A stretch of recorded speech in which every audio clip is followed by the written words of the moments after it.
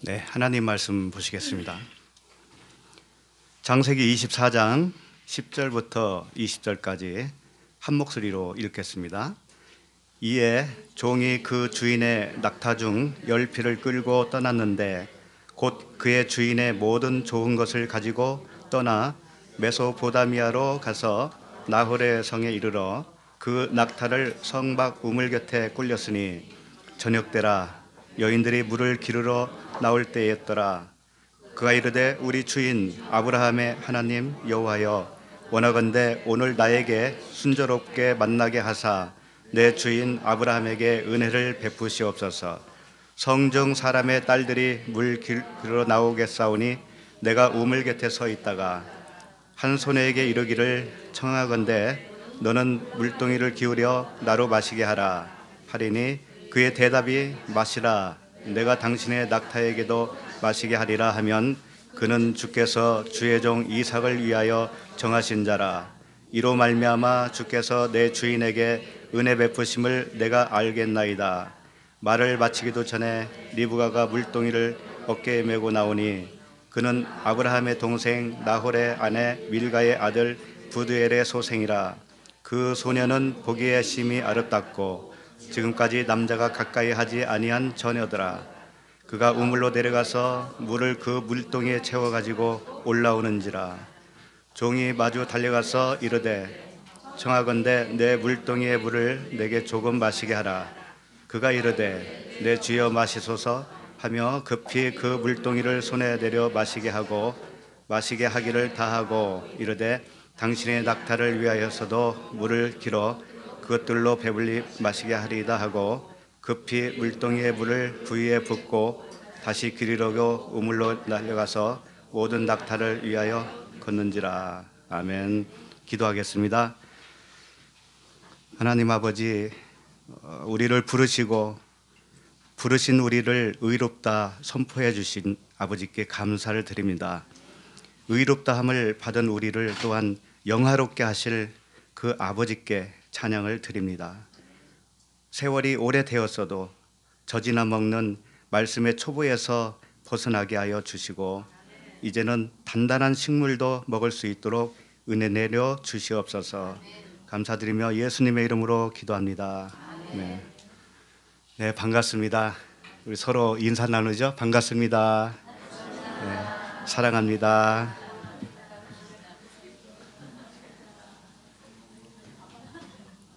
오늘 처음 오신 분 계신 것 같은데요. 잠깐 일어서시면 우리가 환영해 드리겠습니다. 예, 처음 오신 분. 네, 네, 감사합니다. 네, 감사합니다. 오늘 말씀 제목은 물을 마시게 하라입니다. 물을 마시게 하라. 우리 모두가 물을 마시게 하는 사람이 되어야 됩니다. 물을 마시게 하지 못하면 리브가가 못 돼요. 신부가 못 된다 이거예요. 신부가 되려면 물을 마시게 해야 돼요. 이게 무슨 말씀인가? 이제 오늘 말씀 들어보면 알겠죠. 지난주까지 9절까지 했죠. 창조 말씀으로 말하면 첫째 날에 해당된다고 그랬죠. 오늘 말씀은 둘째 날과 셋째 날에 속하는 말씀이에요. 다음 주에는 넷째 날에 속하는 말씀을 보게 될 것입니다. 둘째 날은 홍해를 걷는 날입니다. 홍해를 걷는 날. 네. 셋째 날은요 살아난 날이에요. 네. 죽고 살아난 날이에요. 그러니까 오늘은 거기까지 보게 되는 것이죠. 스토리는 다 다릅니다. 여기는 지금 창세기이기 때문에 출애굽기는 아니죠. 그러나 의미상은 다 같다라는 거예요. 성경 어디를 봐도 의미상으로는 다 같은 내용이라는 거죠. 첫째 날부터 일곱째 날까지, 애굽에서부터 가나안까지. 우리도 마찬가지입니다. 우리가 영적 상태로 보면 처음에 애굽에서 시작을 해서 결국 가나안에 정착을 하는 거예요. 그래서 가나안에 정착을 해서 우리가 살아갈 때 가장 큰 기쁨을 누리며 삽니다. 그렇다고 해서 광야 생활이 의미가 없다 그런 말씀이 아닙니다. 광야 생활이 가장 길어요, 사실은. 우리가 나이가 지극히 먹을 때까지 사실은 광야 생활을 해왔잖아요. 근데 광야 생활이 고통스럽고 어려웠어도 사실은 그 자체가 천년 왕국이었다라는 사실을 미처 몰랐을 거예요. 천년 왕국. 천년 왕국이 따로 있는 거 아닙니다. 광야 생활이 천년 왕국이에요. 자, 오늘 말씀을 보겠습니다. 10절 다 같이 한번 다시 읽겠습니다. 시작. 이에 종이 그 주인의 낙타 중 10피를 끌고 떠났는데 곧 그의 주인의 모든 좋은 것을 가지고 떠나 메소포타미아로 가서 나홀의 성에 이르러. 여기에 낙타가 이제 등장을 합니다. 낙타가 뭘까요? 어떤 의미를 갖고 있겠습니까? 성경에서. 낙타는 가말이라고 합니다. 가말인데 약대라고도 해요. 약대라고도 번역이 되어 있습니다. 낙타의 그 동물을 보면 낙타가 어디에 쓰던가요? 짐을 운반하는 동물이죠. 사람이 타기도 하고요. 예, 그렇습니다. 그런데 낙타는 성경에서 부정한 동물로 규정을 하고 있어요. 왜 부정한 동물이냐? 레위기 11장 4절에 보면 이렇게 쓰여 있어요. 책임질하는 것이나 굽이 갈라진 짐승 중에도 너희가 먹지 못할 것은 이러하니 낙타는 책임질은 하되 굽이 갈라지지 아니하였으므로 너에게 부정하고 이렇게 되어 있어요. 낙타는 굽이 갈라지지 않았기 때문에 부정하다는 거죠. 책임질을 하는 것은 뭘까요? 책임질.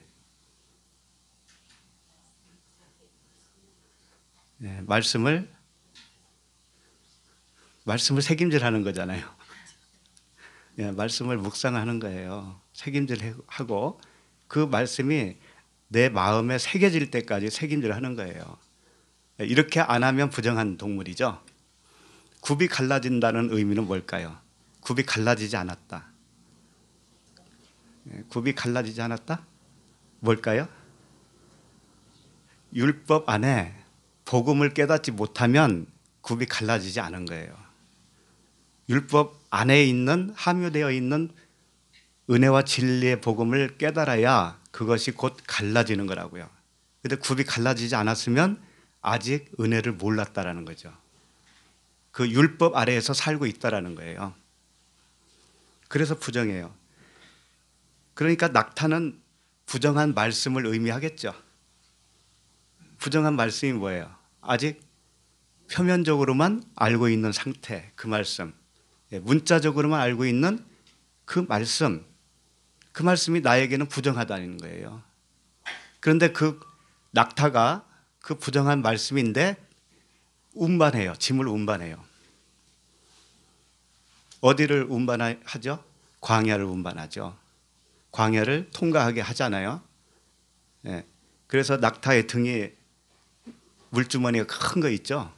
그것이 광야를 횡단할 때 사용되어지기 위해서 하나님이 그렇게 만드셨죠. 그런데 낙타는 그 율법의 가르침을 하는 도구인데, 율법이 그렇잖아요. 우리 죄를 깨닫게 하는 도구잖아요. 그런데 그 위에 짐이 있잖아요. 짐이 뭘까요? 그 짐이 사실은 좋은 거예요. 좋은 거.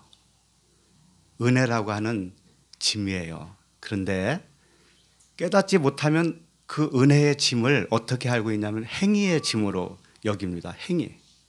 그래서 말씀을 표면으로 보면 다 우리가 행해야 할 것으로 알고 그것을 열심히 행해야 되는 줄로 안다고요. 그러면 은혜가 그에게는 무엇가 된 거예요? 짐이 된 거잖아요.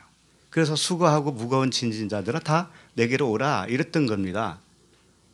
그 짐을 벗으려면 어떻게 해야 되는 거예요? 말씀을 바로 깨닫고 그 은혜의 언약의 진리로 정말 내 안에 들어올 때 그때 드디어 짐을 벗게 되는 거예요. 그 짐은 좋은 것으로 변해요. 예, 그렇게 되는 겁니다.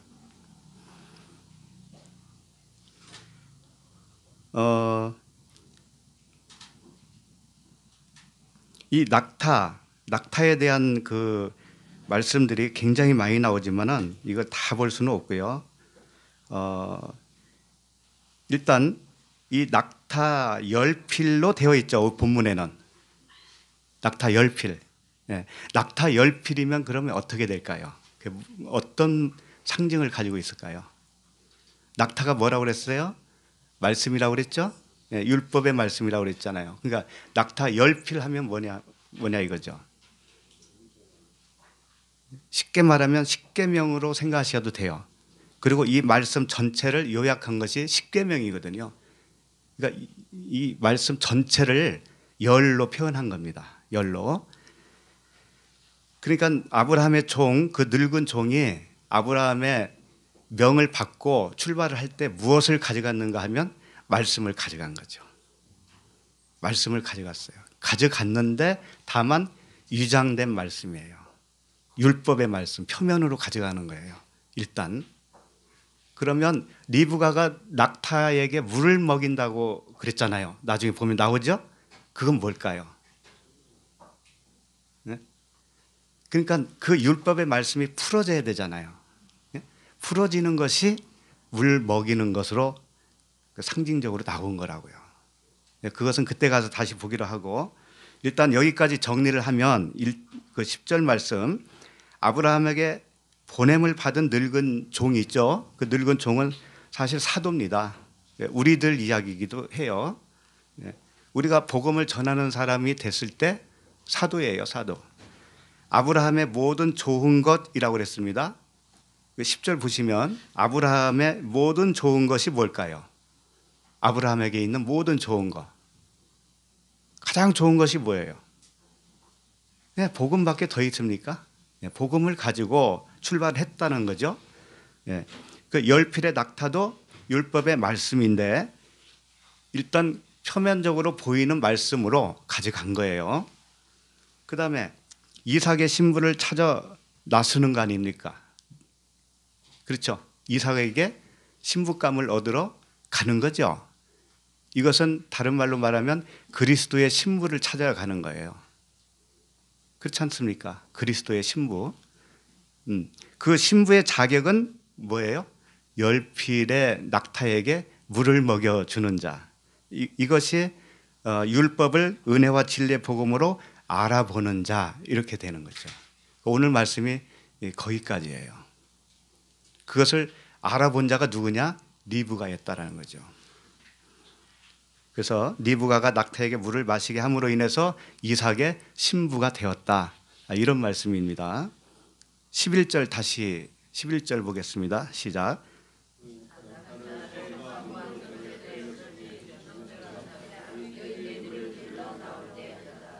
네, 그 낙타를 성 밖 우물 곁에 꿀렸으니 이렇게 되어 있죠.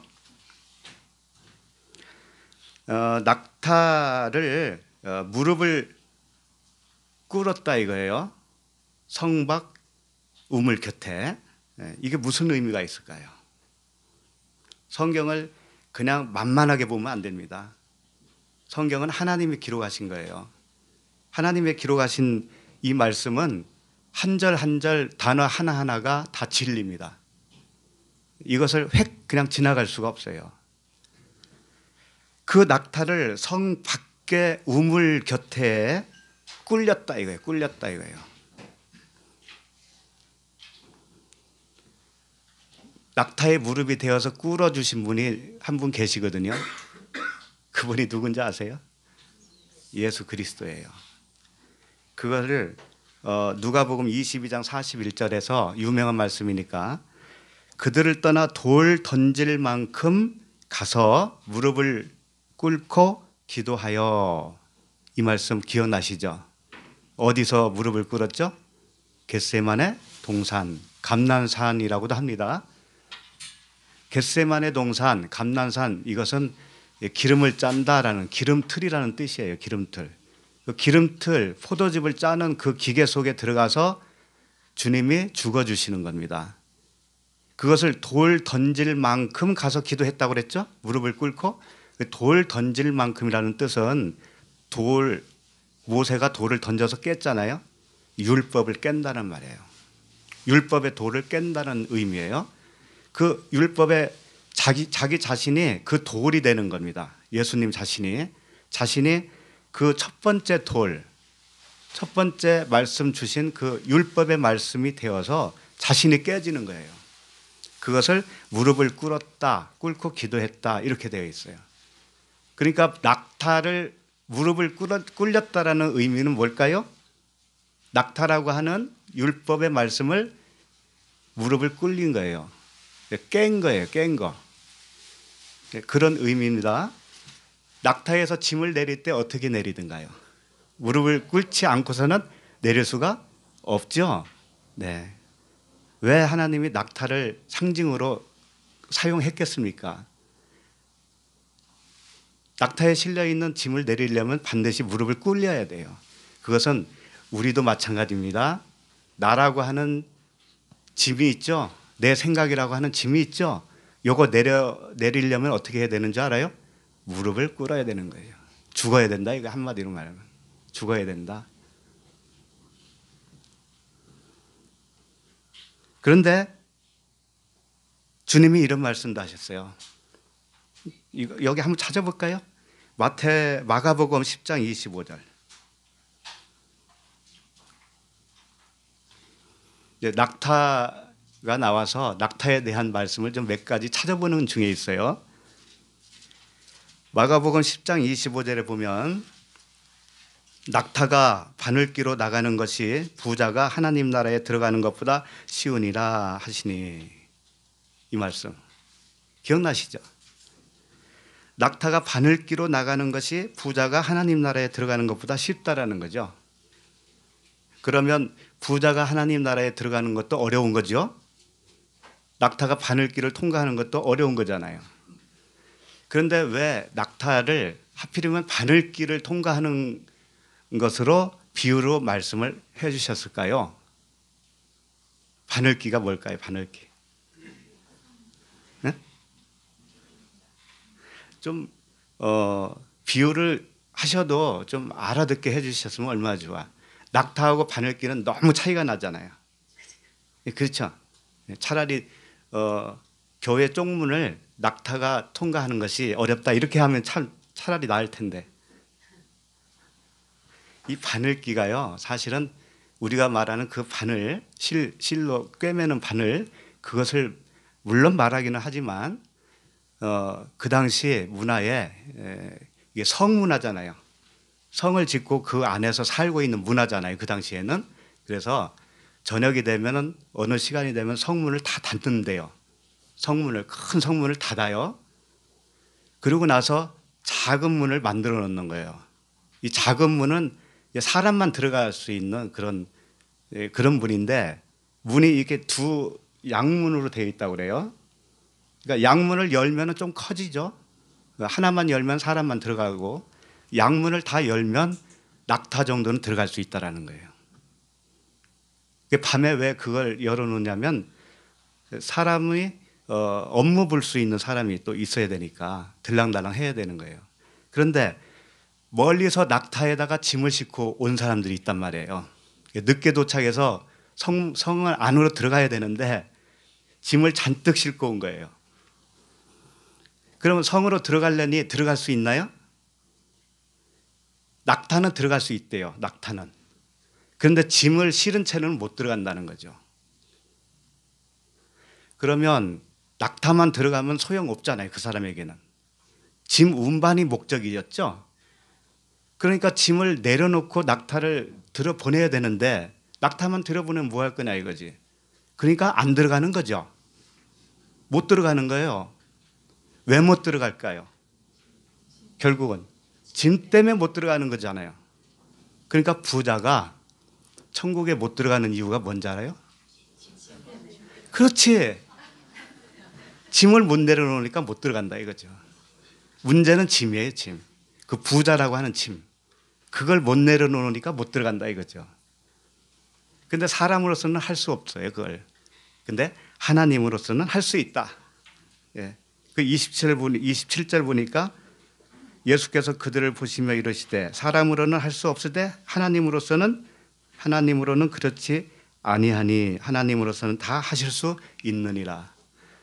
그 짐을 내려놓게 하실 수 있는 분은 하나님이시다는 거죠. 예. 그 짐이 뭘까요? 네, 육신의 생각이죠. 예. 구체적으로 얘기해 보세요. 육신의 생각 무엇?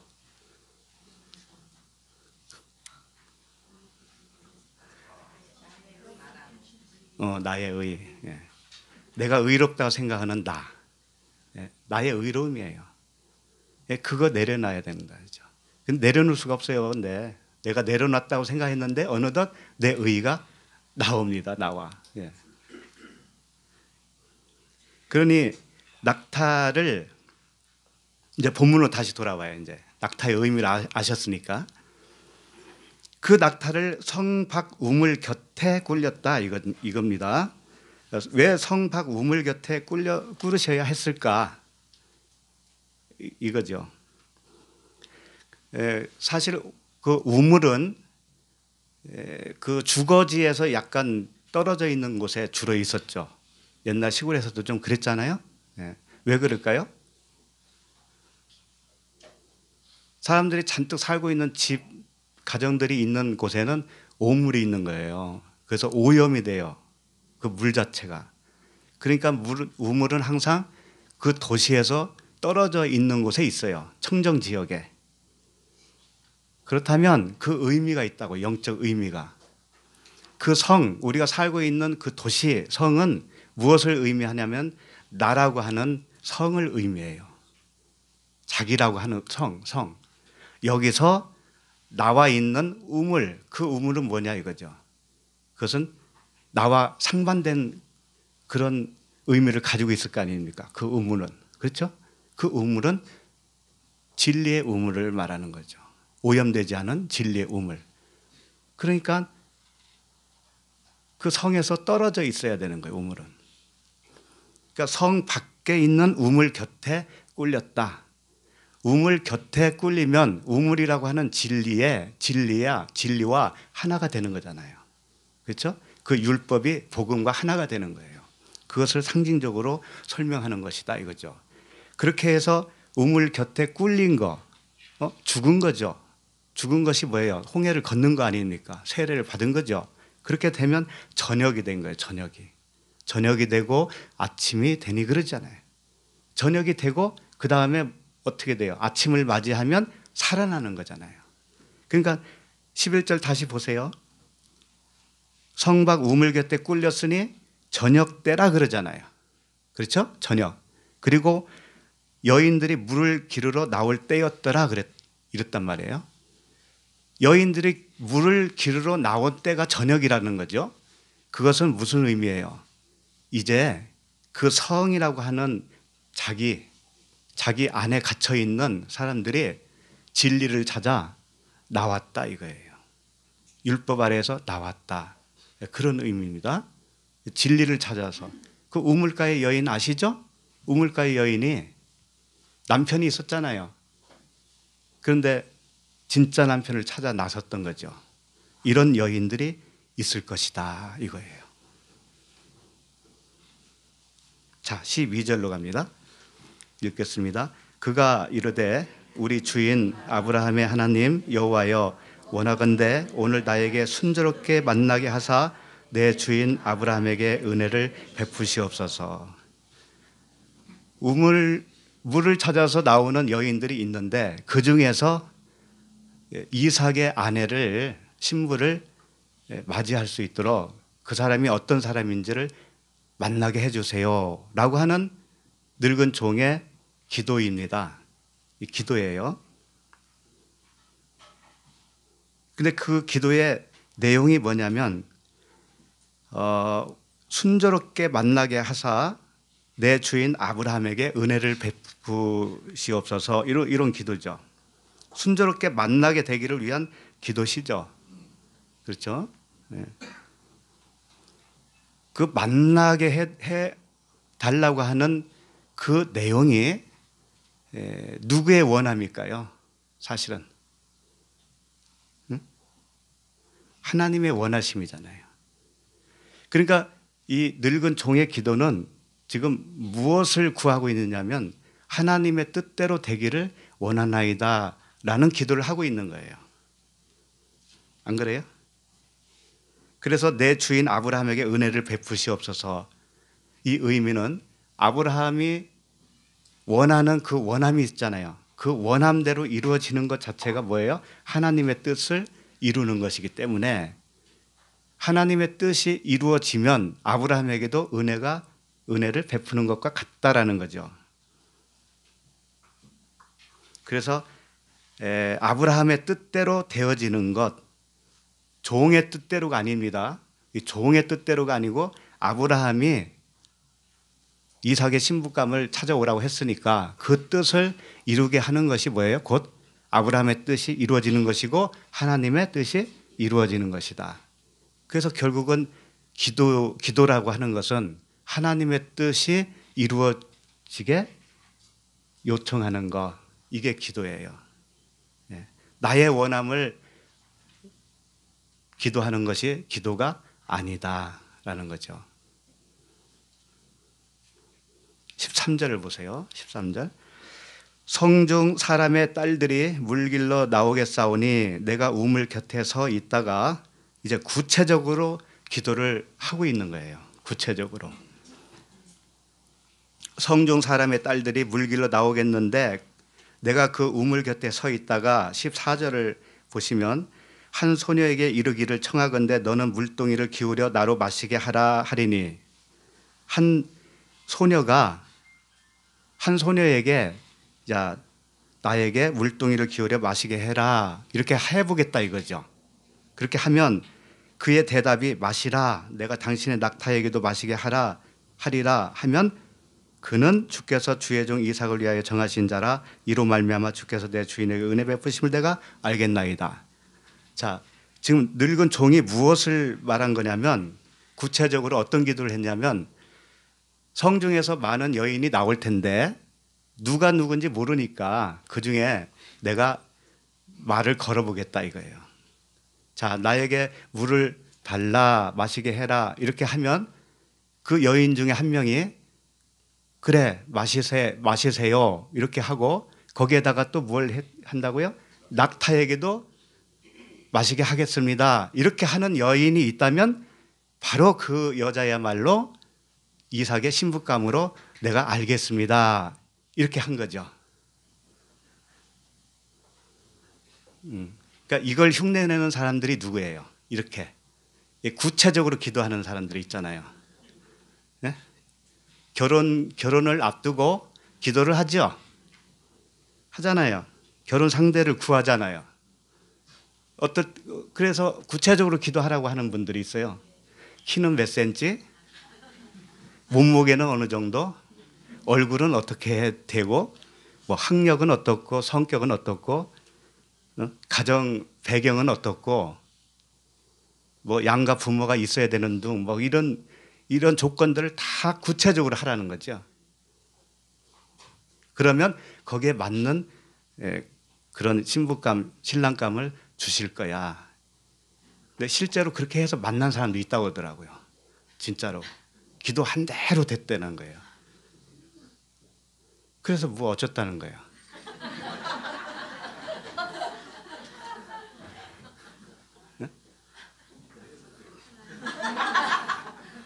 그럼 싸우지 말고 살아야 될 거 아니야. 왜 갈등이 있냐 이거지. 그렇게 해서 짝져 줬으니 잘 살아야 될 거 아니야. 왜 이혼은 왜 해? 네? 다 그런 건 쓸데없는 거란 말이에요. 하나님 뜻대로 구하는 것이 진짜 기도지. 여기서 늙은 종이 이러이러하면 이러이러할 거라고 하는 그 사람이 내가 원하는 사람이다라고 하는 것은 우리 보고 이렇게 하라는 얘기가 아니에요. 이건 진리적인 기도란 말이에요. 진리를 구한 거란 말이에요. 진리를. 그래서 참 정신 차려야 돼요.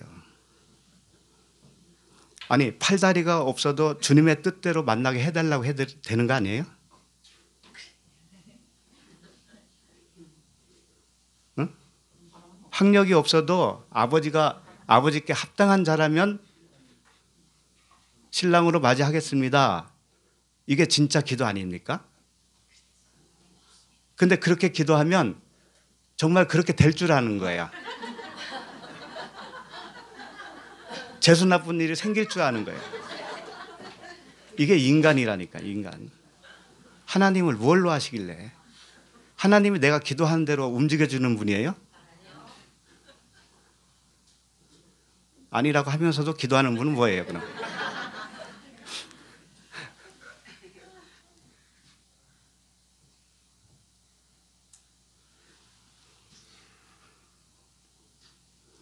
이 우물이라고 하는 단어가 두 단어로 나와요. 어떨 때는 베르라고 하는 단어로 나오고 또 하나는 아인이라고 하는 단어로 나옵니다. 이 아인은 베르는 그냥 구덩이라는 뜻이에요. 구덩이. 그런데 아인이라고 하는 단어를 쓸 때는 이 아인은 눈이라고 하는 단어와 똑같이 쓰는 거예요. 눈.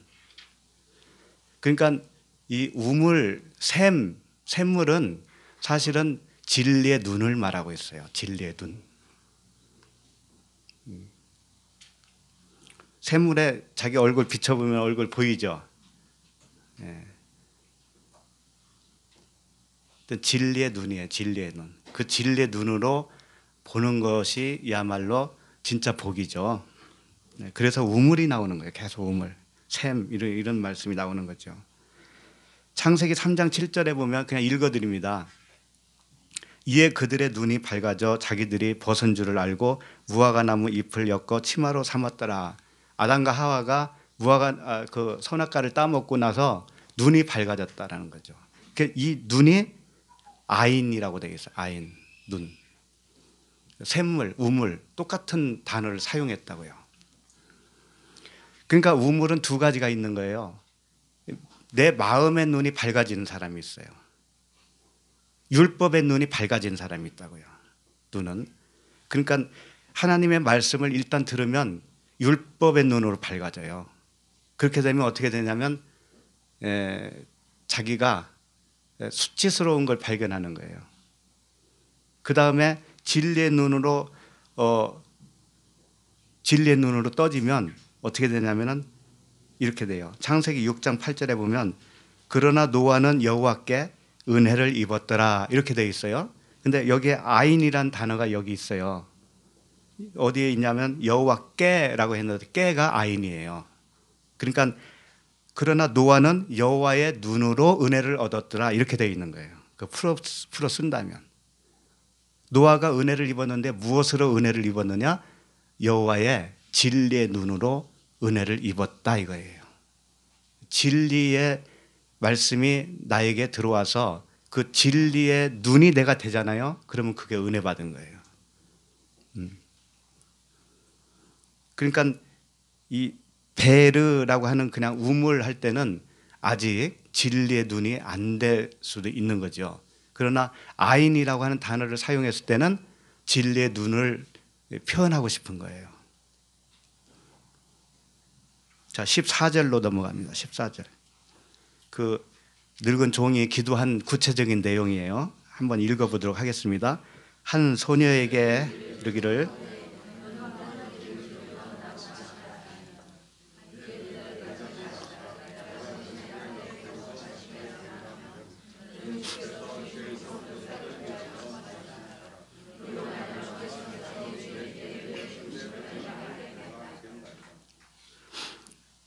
한 소녀에게 이르기를 청하건대 너는 물동이를 기울여 나로 마시게 하라. 이게 첫 번째 조건이에요. 물동이를 기울여라고 하는 이 기울이다라고 하는 의미가 뭐냐면 이 나타라고 하는 단어인데 그냥 뭐 술잔 기울이듯이 그런 말씀이 아니고 넘겨준다라는 의미가 있고요. 펼쳐주다라는 의미가 있어요. 그래서 이 단어를 어떻게 사용하셨냐면 출애굽기에 보면 출애굽기 7장 5절에서 하나님이 어떤 말씀하셨냐면 내가 내 손을 애굽 위에 펴서, 구원과 관계되는 말씀이라 이거예요. 내가 내 손을 애굽 위에 펴서, 이 펴서가 뭐냐면 기울여, 그 단어를 사용했다고요. 기울였다는 단어, 나타. 이스라엘 자손을 그 땅에서 인도해낼 때에 애굽 사람이 나를 여호와인 줄 알리라 하시니, 이렇게 되어 있어요. 그러니까 하나님이 구원의 팔을 펴셨다라고 하는 것이 뭐냐면 기울였다라는 말씀과 동일한 말씀이에요. 그러니까 이 지금 그 소녀에게 너는 물동이를 기울여 나를 마시게 해라라고 하는 것은 뭐냐면 네가 진리의 물로 나에게 한번 넘겨줘봐, 이런 뜻이에요. 그러니까 위에서 기울이는 거잖아요. 기울이는 것은, 그렇죠? 위에서 기울여야 밑으로 내려오잖아요. 그러니까 네가 한번 위의 물로 나에게 한번 먹여봐, 진리의 말을 한번 해봐라, 이런 뜻이라고요. 이게 첫 번째라는 거예요. 이게 첫 번째. 그 다음에 그의 대답이 마시라, 당신의 낙타에게도 마시게 하리라 하면 이렇게 되어 있죠. 이게 두 번째잖아요. 그의 대답이 마시라, 그리고 당신의 낙타에게도 마시게 하라, 이렇게 하는 여인이 있다면, 이런 거죠. 있다면, 그러니까 율법의 말씀을 진리로 먹이는 자가 있다면, 이런 뜻이죠. 낙타에게도, 그 낙타는 율법이라고 했잖아요. 그러니까 율법에게도 율법의 말씀을 위의 말, 복음으로 알아듣는 여인이 있다면, 이런 뜻이에요. 우리들도 그렇게 알아듣고 있잖아요. 네. 그는, 그렇게 한 여인이 있다면 그는 주께서 주의 종 이삭을 위하여 정하신 자라, 이렇게 여기겠다 이거죠. 그렇다면 우리들도 마찬가지입니다.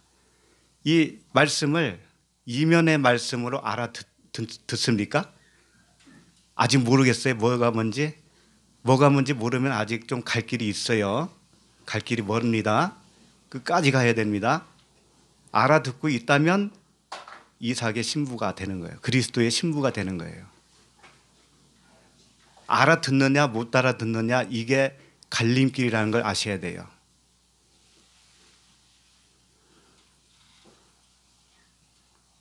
그 다음에 계속 읽어요. 이로 말미암아 주께서 내 주인에게 은혜 베푸심을 내가 알겠나이다.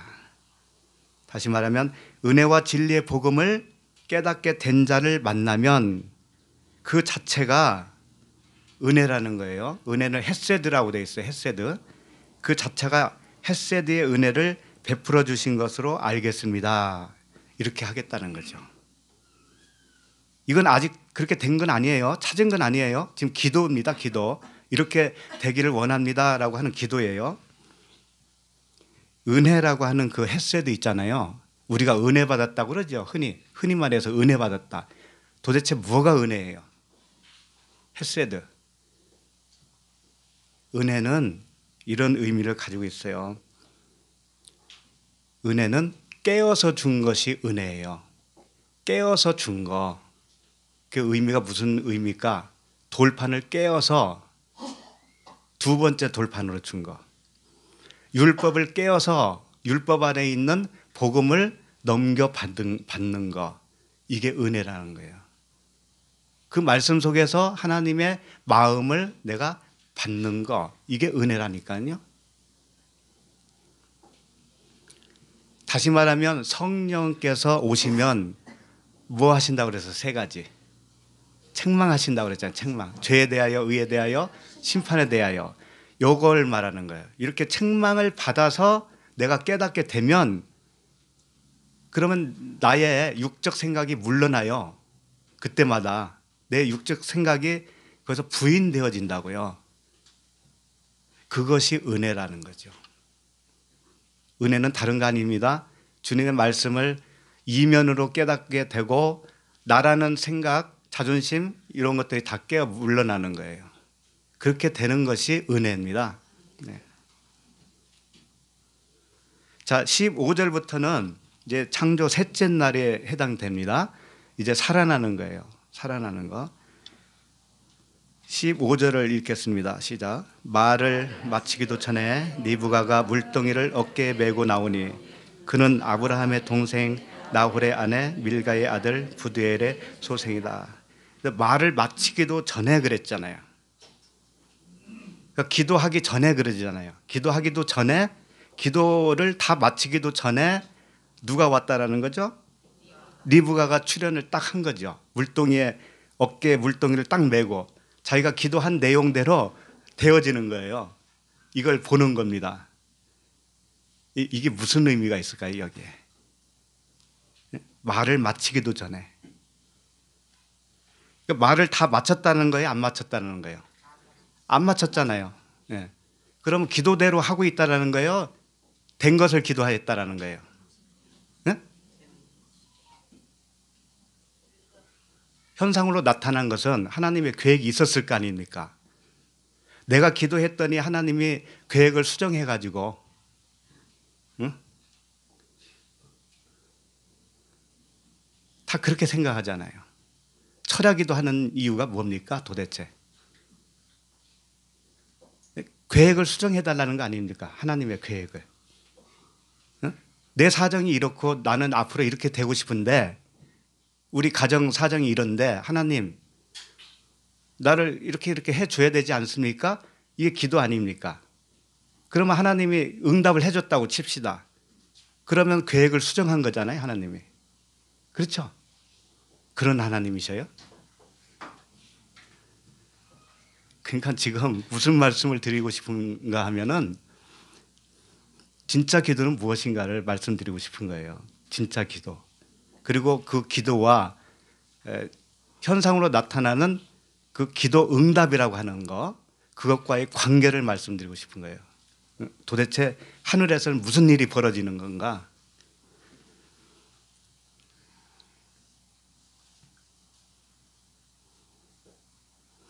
말을 마치기도 전에 어떤 일이 일어났어요. 이건 뭐냐면 이미 하나님이 그렇게 하도록 계획을 했었다라는 거예요. 하나님의 작정이 먼저라는 겁니다. 네, 작정이 먼저예요.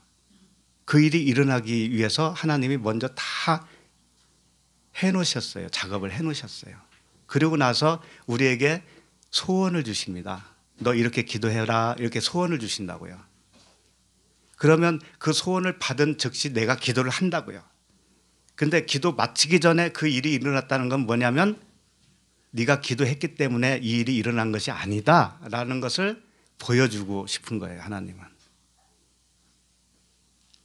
그럼 기도해야 될까요? 말아야 될까요? 해야죠. 하기는 해야 됩니다. 그래야 주님의 뜻을 아는 거예요.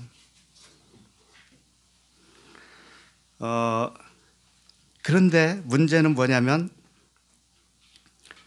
그 원하심, 내 생각, 내 안에 마음에 원함이 왔어요. 그래서 기도했는데 그게 정말 하나님으로부터 온 원함일까? 내 자체적으로 유발된 생각일까? 요게 문제로다. 그렇잖아요. 기도들은 많이 하잖아요. 하는데 정말 하나님께로부터 온 원함이냐 이거예요. 그걸 어떻게 알겠느냐 이런 거죠. 그 부분을 좀 살펴보려고 합니다. 빌립보서 2장으로 한번 가보세요. 빌립보서 2장 12절.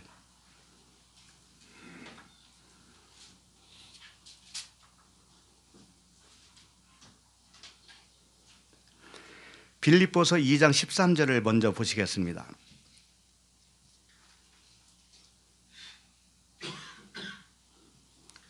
빌립보서 2장 13절. 너희 안에서 행하시는 이는 하나님이시니 자기의 기쁘신 뜻을 위하여 너희에게 소원을 두고 행하게 하시나니. 주님의 기쁘신 뜻이 있는데 그것을 이루기 위해서 우리에게 소원을 주신다 이거죠. 그럼 그 소원을 받은 우리는 그것을 기도하게 되어 있어요. 그런데 문제는 그 소원이 내 소원이냐 하나님의 소원이냐 그거 모르겠잖아요. 그래서 그 12절로 올라가 보세요. 12절을 보면 그러므로 나의 사랑하는 자들아 너희가 나 있을 때뿐 아니라 더욱 지금 나 없을 때에도 항상 복종하여 두렵고 떨림으로 너희 구원을 이루라. 이 말씀 뒤에 그 기쁘신 뜻을 행하신다라는 말씀이 나온 거예요. 지금 어떤 말씀을 하고 있는 거죠? 구원의 말씀을 하고 있죠. 구원의 말씀. 그런데 두렵고 떨림으로 너희 구원을 이루라고 하니까 내가 구원 잃어버리면 안 되지 하면서 조심조심 나가야지 이런 생각을 하게 되잖아요. 근데 이제 여기를 잘 보면 그런 말씀이 아니고 이제 일단 12절 먼저 보세요. 12절을 보면 나 없을 때에도 항상 복종하는 것은 뭐냐면 그 레마의 말씀에 복종하는 거예요. 이 표면적으로 쓰여져 있는 이 말씀 안에 있는 이면의 말씀으로 복종하라는 거죠. 그게 복종이에요. 두렵고 떨림으로 하라고 그런 거예요. 그것을 하는데 두렵고 떨림. 이 두렵고라고 하는 단어가 포보스라고 하는 단어인데 놀랐다 이런 뜻이에요. 놀랐다. 귀신이 나갈 때 놀라요. 귀신이 나가면서 소리 지르고 그러죠. 요게 물세례를 해당하는 거예요. 물세례. 물세례는 뭐예요? 율법에서 나오는 거라겠죠. 율법에서 죽고 두 손 들고 나오는 거라고 그랬잖아요. 이 물세례예요. 이 두렵고 이것은 물세례라고요. 또 그다음에 떨림으로 그랬죠? 떨림은 뭐예요? 트로모스라고 되어 있는데 부들부들 떨다, 막 전율하다 이런 뜻인데 이 타는 거예요. 타는 거. 불로 타는 거. 그 뭐가 이게 뭘까요? 불세례지. 물세례와 불세례로 구원을 이루라 이런 뜻이에요. 우리가 어떤 수로 구원을 이룹니까? 우리 자신이 어떻게 구원을 이뤄요? 어떻게 해야 이 구원을 놓치지 말아야지 하면서 갈 수 있습니까? 아니에요. 그런 말씀을 하는 게 아니고 너의 구원은 물세례와 불세례로 이루어지는 거야. 이런 말씀을 해주신 거예요. 그러니까 이것을 위해서 하나님이 우리에게 소원을 주는 거예요. 물세례와 불세례를 통해서 우리에게 구원을 주시기 위해서 기도하는 그 내용을 우리에게 소원을 준다 이거죠. 그러니까 생명과 관계된 소원만 우리에게 주신 것이 누구에게서 온 것이다? 하나님에게서 온 것이다. 나머지는 다 내 생각이에요. 그걸 아셔야 돼요. 그래서 21절을 보면 같은 빌립보서 2장 21절을 보면 이렇게 쓰여 있어요. 그들이 다 자기 일을 구하고 그리스도 예수의 일을 구하지 아니하되 이렇게 되어 있어요. 자기 일을 구하는 건 뭐냐면 자기 생각으로 구하는 거예요. 자기 필요를 구하는 거죠. 그리고 그리스도 예수의 일을 구하는 건 뭐예요? 하나님의 뜻은 뭐예요? 우리를 구원하는 거잖아요. 물세례와 불세례를 주는 거잖아요. 다르게 표현하면. 그렇죠? 예, 말씀을 깨달아야 된다는 거예요. 깨닫고 나라고 하는 생각이 기준이 물러가야 된다는 거예요. 그게 죽으면 그 자체가 은혜입니다. 낙타에 실려 있는 게 뭐라고 했어요? 짐이. 처음에는 행위의 짐이었어요. 그런데 알고 나면 그 짐이 은혜의 짐이 돼버려요. 네, 그건 보물이에요, 그것은. 네. 그래서 이것과 좀 병행해서 말씀 하나 더 보려고 합니다. 고린도전서 2장으로 가보세요. 고린도전서 2장.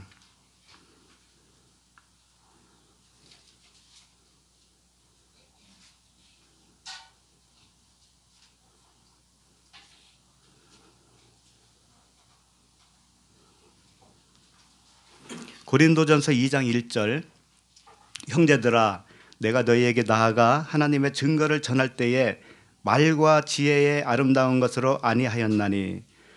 지금 사도 바울이 복음을 전하러 갔는데 사람의 그 말과 지혜로 하지 않았다 이겁니다. 2절. 내가 너희 중에서 예수 그리스도와 그가 십자가에 못 박힌 것 외에는 아무것도 알지 아니하기로 작정하였음이니라.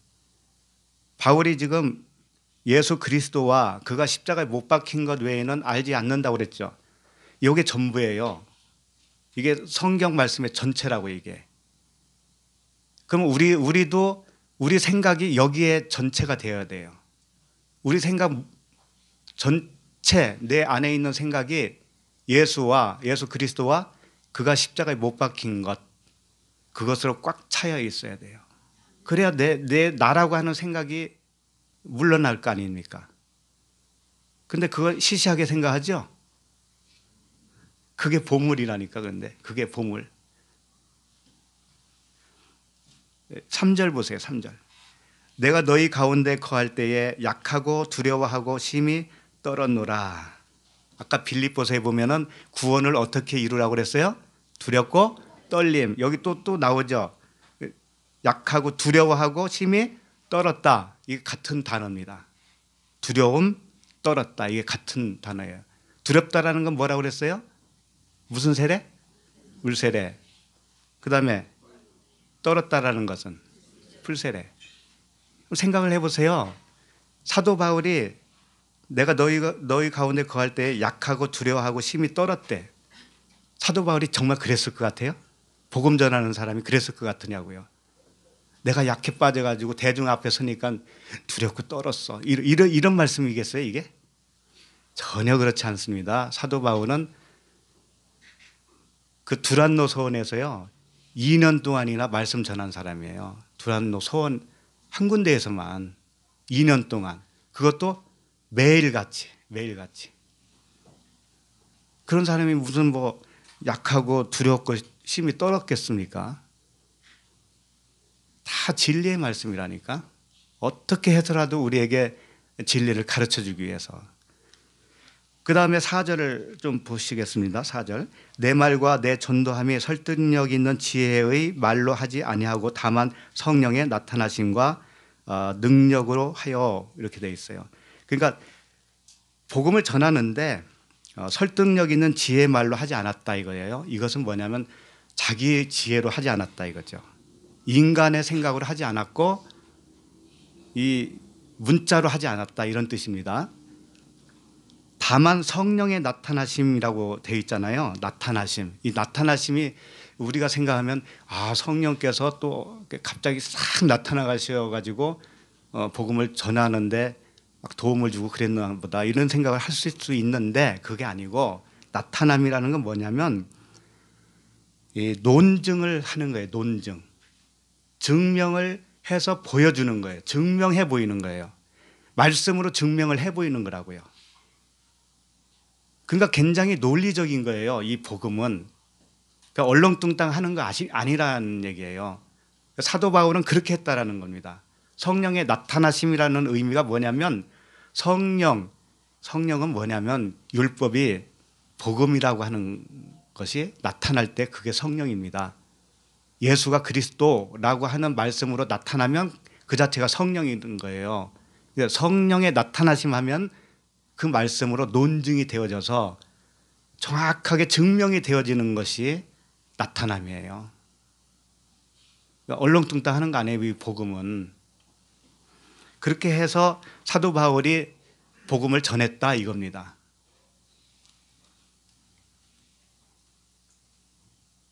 그렇게 됐다는 거예요. 그러니까 복음 전할 때 어떻게 해야 되겠어, 우리들도. 증명이 돼야죠. 말씀, 논리가 있어야 돼요. 예수 믿으면 천당 간대. 이거 논리가 됩니까? 너나 가라 그러지. 그런 소리나 듣지.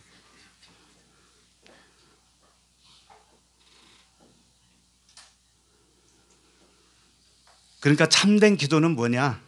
예수는 그리스도다. 이렇게 알게 되기를 구하는 거예요. 그 의미가 뭔지, 예수님이 십자가에 못 박힌 의미가 무엇인지를 정확하게 알게 해주세요. 이게 기도예요. 참된 기도는. 율법 안에 있는 은혜와 진리의 복음을 깨닫게 해주세요. 육신의 생각, 육신의 의, 나의 의, 이 의가 그리스도의 의로 살게 해주세요. 이게 기도예요. 참된 기도예요. 이제 15절로 가겠습니다. 본문 창세기 24장 15절. 20절까지니까 얼마 안 남았어요. 혹시라도 졸리면 커피가 있으니까. 15절 같이 읽어볼까요? 시작. 말을 마치기도 전에 리브가가 물동이를 어깨에 메고 나오니 그는 아브라함의 동생 나홀의 아내 밀가의 아들 브레의 소생이다.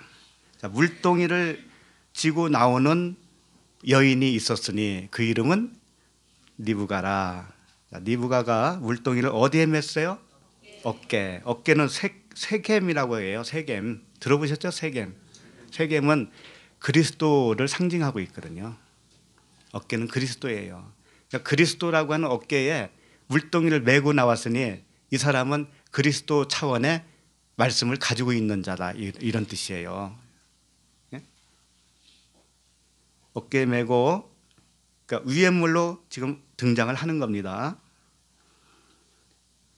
그리고 나서 거기 나열된 말씀들이 나오죠. 아브라함의 동생 나홀의 아내 밀가의 아들 부두엘의 소생이다. 참 어렵게 설명을 해놨잖아요. 쉽게 말하면 아브라함의 누구예요? 아브라함의 형제의 손녀딸이에요. 손녀딸. 그러니까 이렇게 쭉 얘기한 것은 뭐냐면 한마디로 말하면 아브라함과 같은 계열의 믿음의 식구들이다. 믿음의 가족들이다. 같은 하늘 가족이다. 이런 뜻이에요. 같은 하늘 가족이에요. 그리스도 안에서 한 형제다. 이런 뜻입니다. 16절 넘어갑니다. 시작. 지금까지 남자가 가까이 하지 아니한 처녀들아 그가 우물로 내려가서 물을 그 물동이에 채워가지고 올라오는지라. 자, 그 소녀는 보기에 심히 아리따고 이렇게 되어 있습니다. 심히 메오드 아리따고 토부예요. 토부. 하나님이 보시기에 좋았더라. 이가 이제 토부잖아요. 네. 그런데 리브가가 심히 아름다웠다고 했는데 제가 만나보니까는 되게 못생겼더라고요. 언제 만나봤냐고요? 말씀 읽다가 그런 의미가 아니라는 거 알았으니까. 되게 못생겼더라고.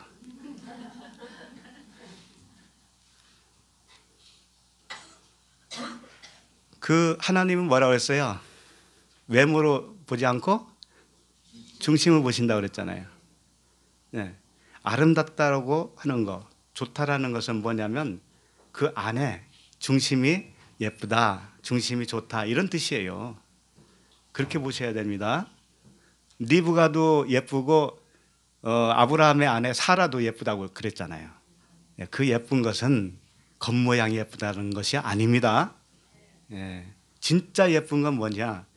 우리 안에 진리가 담겨 있으면 그 보배로운 보석이 담겨 있으면 그 자체가 예쁜 거예요. 예.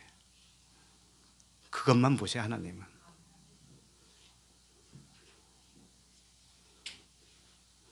그래도 뭐 이쁘게 태어난 걸 어떻게 또 하나님이 만드셨는데 그런 분을 볼 때는 그냥 불쌍히 여기면 됩니다. 아, 그 인물 때문에 좀 고생을 하셨겠구나.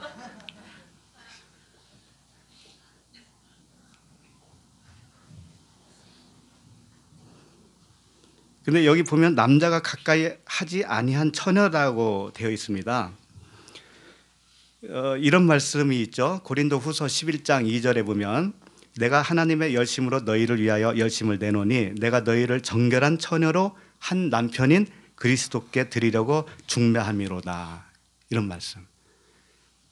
그러니까 그리스도께로 가는 사람은 다 처녀예요. 그걸 표현하고 싶은 거예요. 처녀는 뭐냐면 남편과 결혼하지 않은 겁니다. 마리아가 어떻게 됐죠? 요셉과 결혼을 하지는 않았죠. 정혼만 했잖아요. 약속만 했습니다. 약속. 그것은 뭐냐면 우리가 다 율법 아래 있어요. 처음에는. 근데 그것은 하나님의 진짜 백성들은 그 율법 아래에서 끝까지 가지 않습니다. 거기서 나오게 되어 있어요. 그래서 약속은 받았지만 정혼은 한 상태지만 결혼은 안 하는 거예요. 그게 처녀예요. 그 처녀. 그러니까 홍해를 건너와서 그 율법이 완전히 죽어버리잖아요. 남편 될 뻔한 그 율법이 그러면 처녀예요, 처녀. 예, 홍해를 건넌 사람이 처녀입니다. 네, 그런 의미예요. 그가 우물로 내려가서 물을 그 물동이에 채워 가지고 올라오는지라. 처음에 어깨에 메고 온 물통 가지고 이제 아랫물로 가는 거예요. 이 뜻이 뭐냐면 아랫물은 율법이잖아요. 율법을 가지고 위에 물로 만드는 거예요. 우리도 마찬가지잖아요. 이 성경 말씀 겉에 말씀이 뭐예요? 아랫물이죠. 요걸 가지고 위에 물로 만들고 있잖아요. 복음으로 만들고 있죠. 요걸 말하고 있어요. 그러니까 그 우물로 내려가서 물을 그 물동이에 채워 가지고 올라오는지라 그러죠. 이 표현들이 그냥 있는 표현들이 아니라니까요. 밑에 물인데 그걸 위에 물로 만들고 있는 거예요. 그렇게 해서 기울여서 먹이는 거예요. 17절 읽겠습니다. 종이 마주 달려가서 이르되 청하건대 내 물동이의 물을 내게 조금 마시라 하라. 네, 조금 마시게 하라. 왜 조금만 마시게 하라고 했을까요? 왜? 조금만 봐도 알거든요. 그러니까 성령께서 우리에게 인을 쳐줘요. 성령의 보증으로 인을 쳐준다고 그런 말씀 들으셨죠? 보증금으로. 예. 원금이 이렇게 큰 원금이 있다면 보증금을 먼저 주셔요. 그 보증금을 작다라고 이렇게 표현한 것뿐이에요. 예. 우리들도 성경을 많이 알고 있어야 되는 건 아니에요. 그러나 한마디라도 그 보증금으로 받은 성령의 말씀이 나에게 있다면 그분은 그리스도께로 가는 처녀다, 신부다 이거예요. 보증금을 보여라 나한테. 성령의 보증금을 한번 보여봐 이런 뜻이에요. 말씀이 행위의 율법인지 은혜와 진리의 언약인지 나에게 한번 말해봐 이런 뜻이나 마찬가지죠. 자, 그 다음에 18절 갑니다. 그가 이르되 내 주여 마시소서 하며 급히 그 물동이를 손에 내려 마시게 하고 이렇게 되어 있죠. 보면 리브가가 이제 밑에서 떠온 물동이 마시게 하는 거예요. 그런데 손에 내려 마시게 하고 이렇게 표현을 하고 있죠. 손에 내려 마시게 하고 아랫물을 가지고 위에 물로부터 다시 밑으로 내려서 먹이는 거죠. 위에서부터 내려 마시게 한 손은 무슨 손이겠어요? 의로운 손이 되는 거죠. 예, 다 그런 의미의 말씀들이에요. 19절 마시게 하기를 다하고 이르되 당신의 낙타를 위하여서도 물을 길어 그것들도 배불리 마시게 하리이다. 자, 낙타가 몇 필이었죠? 10필이었어요. 10필 되는 낙타에게도 물을 먹이겠다 이거죠. 그 의미는 뭐냐? 쉽게 말하면 십계명이 있죠. 십계명의 의미를 복음으로 내가 풀어보겠다 이런 의미와 같은 거예요. 다 언약으로 알고 있다 이겁니다. 그래서 참된 양식인 그리스도의 복음으로 배부르게 하겠다 이겁니다. 그 말씀, 율법의 말씀 낙타를 이제 진짜 물을 먹여서 진리가 되게 하겠다. 그런 말씀이에요. 그렇게 할 수 있는 사람이 그리스도의 신부다 이런 뜻이죠. 자, 20절 읽겠습니다. 급히 물동이의 물을 구이에 붓고 다시 기르려고 우물로 달려가서 모든 낙타를 위하여 깃는지라. 자, 급히 물동이의 물을 어디에 부어요? 구유. 예. 구유는 뭐냐? 저기 연물통이잖아요. 구유가 동물이 먹는 구유. 주님이 어디로 오셨어요? 구유로 오셨죠. 그 의미가 여기 있다고요. 무슨 의미냐? 이 구유라고 하는 단어가 쇼케트라고 하는 단어인데 이게 어디서 나온 단어냐면 침수시키다라고 하는 단어에서 나왔어요. 침수가 뭐예요? 세례잖아요. 물세례. 네? 물세례. 그러니까 여물통에 한번 들어가면 그것 자체가 뭐예요? 물세례 죽음을 의미하고 있어요. 그러니까 이 리브가가 지금 두 번을 먹이는 거예요, 낙타에게. 처음에 어떻게 해요? 물동이에 물을 구이에 붓고 다시 기르려고 우물로 달려가서 모든 낙타를 위하여 깃는지라. 두 번 먹이는 거예요, 두 번. 처음에 물세례, 그다음에 두 번째 뭐예요? 불세례죠. 불세례는 뭐냐면 진짜 말씀으로 채워주는 걸 불세례라고 그래요. 그래서 이 불순물이 다 타는 거예요. 내가 잘못 알고 있는 것들 있죠? 응? 내 생각으로 점철되어 있는 그 모든 것들, 그런 것들을 이 진짜 말씀이 이제 부인시키는 거예요. 나를 부인시켜주는 거예요. 그 말씀이 그런 말씀이에요. 깜짝깜짝 놀라는 거죠. 이게 불세례 받는 거예요. 그렇게 하는 것이 이게 한 절 말씀에서 다 표현되고 있는 거죠. 그리고 여기 보면 달려가서 그랬어. 달려가서. 왜 달려가서? 우물 바로 옆에 있었잖아요. 우물가에 있었잖아요. 계속.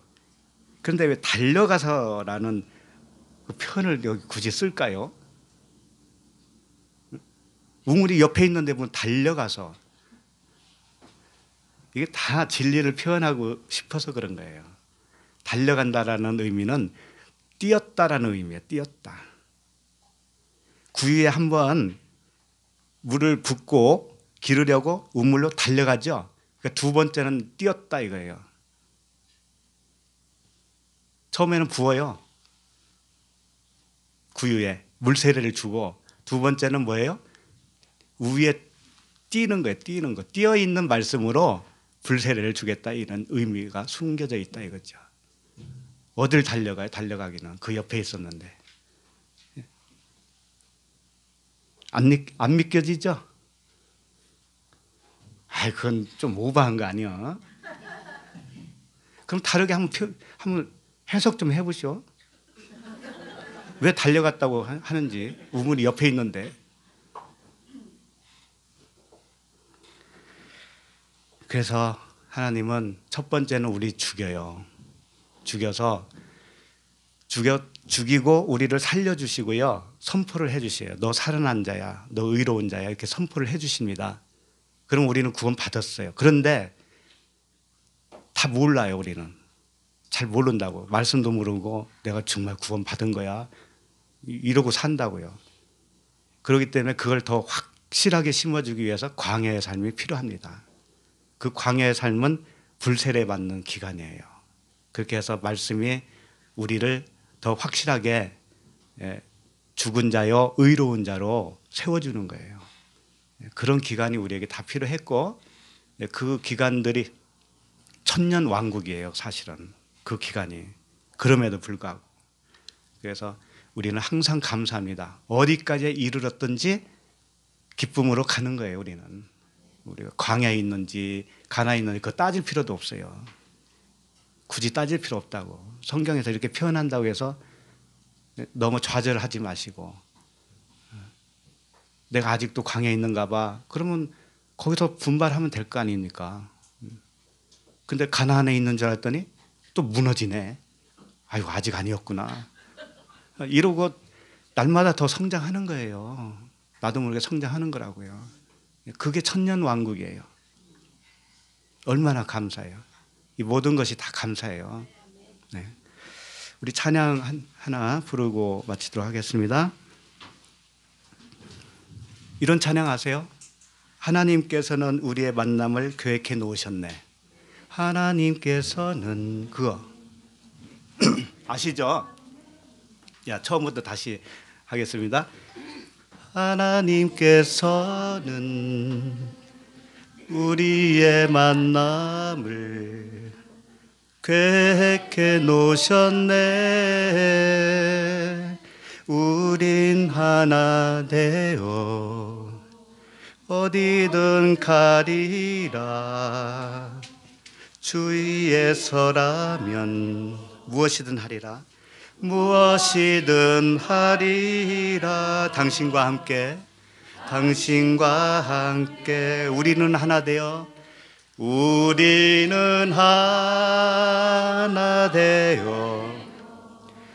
함께 걷네.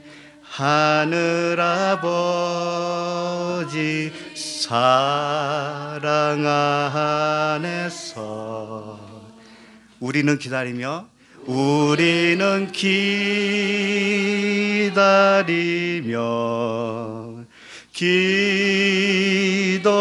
기도하네. 우리의 삶에 사랑 넘치도록. 하나님께서는 다시 한번, 하나님께서는 우리의 만남을 계획해 놓으셨네.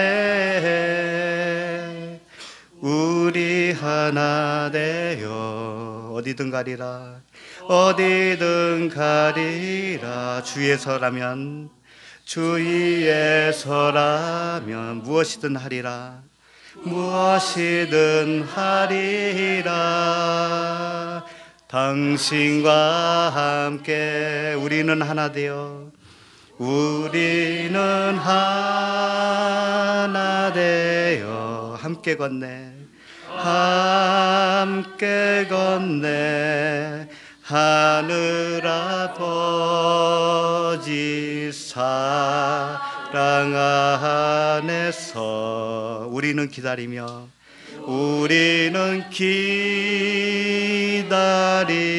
기도하네.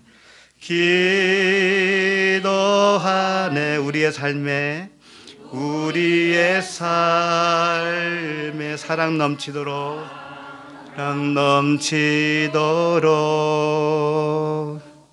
기도하겠습니다. 하나님 아버지, 보냄을 받은 자 아브라함의 늙은 종의 기도를 통하여서 아버지의 원하심과 그 일의 작정하심이 먼저요, 아버지의 뜻대로 하는 기도는 기도를 마치기 전에 아버지의 뜻이 나타나는 줄 믿습니다.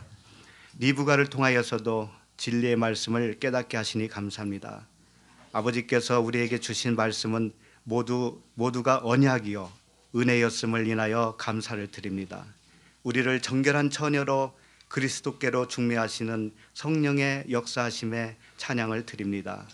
받은 은혜를 마음껏 누리게 하시고 우물가로 물길로 나오는 또 다른 형제에게 그리스도의 어깨 위에 있는 생수로 마시게 할 수 있는 우리 모두가 되게 하여 주시옵소서. 감사드리며 예수 그리스도의 이름으로 기도합니다.